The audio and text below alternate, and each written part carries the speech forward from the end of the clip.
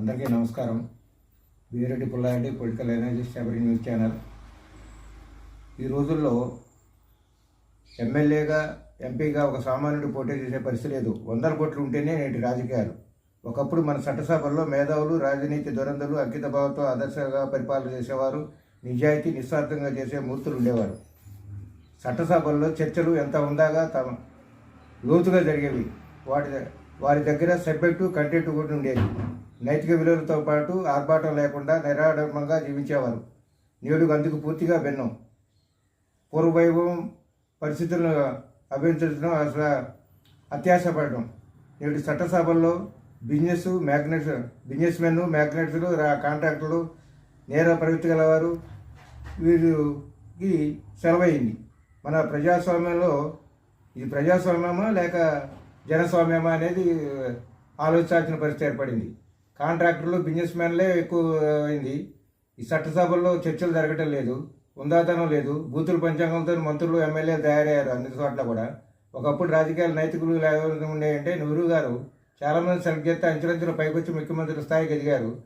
Free ఇచ్చారు సీట్లు కూడా. పార్టీలు కూడా ఇటు సందాలు వసూలు చేసాయి కావు.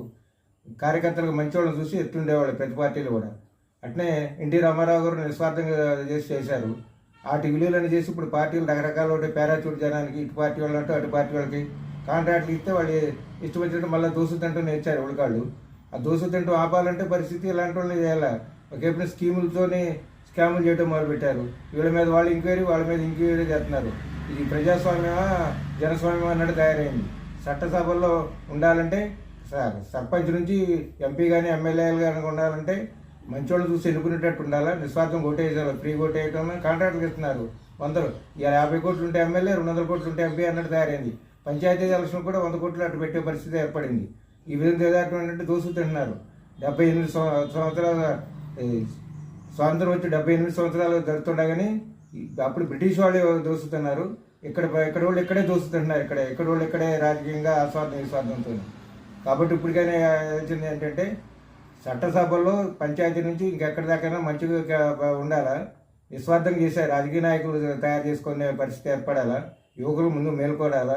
ఈ 64 కళ్ళలో ఏంటంటే అన్ని కళ్ళలో ప్రతి దాంట్లో ఒకదాన్ని రాచాలి. రాజకీయాల్లో ఏం అవసరం ఎమ్మెల్యే పదవి కానీ ఎంపీ పదవి కానీ రావచ్చు.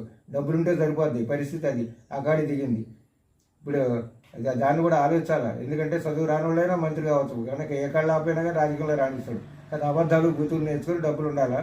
ఈ విధంగా దిగజార్చకుండా ఉండాలని యువకుల ముందు ఈ విధంగా మేల్కోవాల్సిన పరిస్థితి ఉండి రాష్ట్రాలను అప్పుల పాలు చేయకుండా ఎట్ట దోసుకొని ఉండాలని చూస్తున్నాం. అప్పులు చేసే వాళ్ళందరూ భారతరత్న ఇస్తే పోద్దామనేది కూడా ఆలోచన లేకపోలేదు. వాళ్ళకి ఆ విధంగా ఇవ్వాలి. యువకులు నిస్వార్థంగా చేయటం ఉండాలి. యువకుల మీద ఎక్కువ ఆధారపడి ఉండే 60% ఓట్లు. కాబట్టి ఈ విధంగా మేల్కోవాలని కోరుకుంటూ, మీకు లైక్ చేయండి. నేను ఏ రాజకీయ పార్టీ సంబంధించిన కాదు. ఈ కాంట్రాక్ట్ ఇది పరిస్థితి. ఇట్లు భీమిరెడ్డి పుల్లారెడ్డి.